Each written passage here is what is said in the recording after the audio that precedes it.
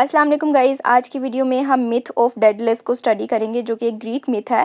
और ये भी देखेंगे कि जेम्स जॉयस ने अपने novel a portrait of the artist as a young man में इस मिथ को कैसे यूज़ किया है और क्या चीज़ सिंबलाइज़ की है इसके थ्रू। तो बेसिकली ये ग्रीक मिथ ऐसी है कि डेडलेस जो है वो एक लेजेंडरी क्राफ्ट्समैन है इस मिथ के अंदर, लाइक ग्रीक माइथोलॉजी में माना जाता है उसको। ही वॉज एन इन्वेंटर, यानी वो न्यू चीज़ें इन्वेंट करता था। ही वॉज एन आर्टिस्ट, यानी क्राफ्ट्समैन था, obviously he was an artist. तो ये अपने बेटे के साथ एक कैद में होता है, इकारस के साथ, इसके बेटे का नाम है। और ये पर बनाता है वैक्स से और फीदर से, यानी जो पर होते हैं और जैसे मोम होता है, ये पर बना रहा होता है। और इसका कॉन्सेप्ट ये होता है कि उन पर को लगाकर हम, क्योंकि ये एक मिथ है ना, तो मिथ में तो ऐसी फिक्शनल बातें भी होती हैं। सो ये पर बनाता है कि हम जो है यहाँ से स्केप लेके चले जाएंगे। जैसे मेज रनर में वो होता है ना कि लाइक आप सारे रास्ते ही बंद है तो आपको सिर्फ स्काई ही अपनी एक नज़र आ रही है कि अगर मैं ऊपर उड़ के यहाँ से बाहर चला जाऊँ तो फिर मेरे लिए ईजी हो जाएगा। तो ये अपने बेटे के साथ एस्केप करने के लिए वहाँ से उड़ता है, जब बना लेता है। लेकिन इसका जो बेटा है इकारस, वो नीचे नीचे नहीं उड़ता, लाइक वो ज़्यादा बुलंदी की तरफ चला जाता है। अब क्योंकि ये तो एस्केप हासिल करने के लिए उड़ रहे थे तो इनको इतनी बुलंदी पे जाने की ज़रूरत नहीं थी, बट इकारस उड़ते उड़ते उड़ते ज़्यादा ही ऊंचाई पे चला जाता है और सन के करीब चला जाता है। बिकॉज इनके पर जो बने हुए थे, लाइक वो फीदर्स से बने हुए थे और वैक्स से बने हुए थे, तो सन के पास जाते ही वैक्स मेल्ट होना शुरू हो जाती है और इसका जो बेटा होता है इकारस जो है, डेडलस का बेटा, वो समंदर में गिर जाता है। लेकिन इस सारी चीज़ में डेडलस जो है वो सर्वाइव कर देता है। तो ये चीज़ सिंबलाइज करती है कि आर्ट जो है या आपकी स्किल जो है या क्रिएटिव इंटेलिजेंस है, नो मैटर व्हाट हैपेंड, लेकिन आपकी वो चीज़ हमेशा जिंदा रहती है। तो डेडलस की सर्वाइवल, इसमें आप इंटेलिजेंस को, क्रिएटिव इंटेलिजेंस, आर्ट या स्किल की सर्वाइवल को कह सकते हैं। जेम्स जॉयस ने इसी मिथ को अपने नॉवल में यूज़ किया है। अब स्टीफन को उन्होंने एक मॉडर्न डेडलेस के तौर पे प्रेजेंट किया है।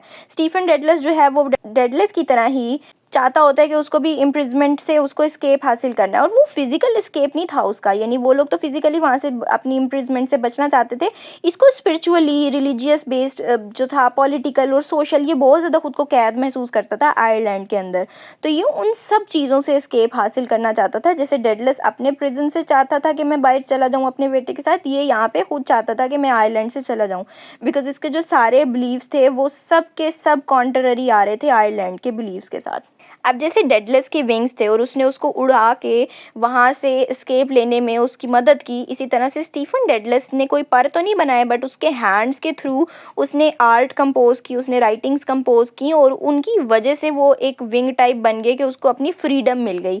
यानी यहाँ पे सिंबॉलिक फ्रीडम की बात हो रही है, वो प्रॉपर वो वाला उड़ के कहीं और जाने की बात नहीं हो रही, यहाँ पे फ्रीडम की बात हो रही है। अब क्योंकि उसको आयरलैंड से भी जाना था, तो नॉवल के एंड में आप लोगों को सबको स्टोरी पता ही है कि स्टीफन जो है वो डिसाइड कर लेता है कि अब मैं लैंड से ना आयरलैंड से मैं चला जाऊंगा। और वो वहाँ पे लाइक चीज़ मेंशन है कि like fly into exile to fulfil his artistic destiny, यानी उसको जिस भी तरह से अपनी आर्टिस्टिक जर्नी को आगे कंटिन्यू करना है वो सब उन चीज़ों पे फोकस करेगा। वो आयरलैंड के लिमिटेड बिलीव्स के साथ या आयरलैंड के अंदर अपने सर्वाइवल बिलीव्स के साथ नहीं रह सकता, बिकॉज पॉलिटिकली, रिलीजियसली, स्पिरिचुअली उसकी हर जगह पे ही कॉन्ट्रडिक्शन आ रही थी। अपनी फैमिली के साथ भी वो रिलेशन अच्छा नहीं रख पा रहा था।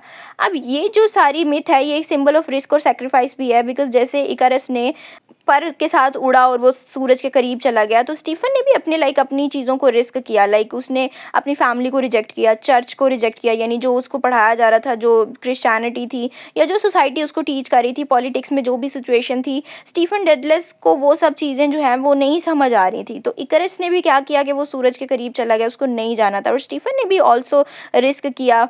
लेकिन जैसे डेडलस जो है वो अपनी क्रिएटिविटी की वजह से बच जाता है, सेफ हो जाता है, स्टीफन की जो आर्टिस्टिक विजडम है वो भी उसको गाइड करती है उसको एस्केप दिलाने में। और अगर हम ओवरऑल देखें तो मिथ ऑफ डेडलस जो है वो एक सिंबल है आर्टिस्टिक फ्रीडम का।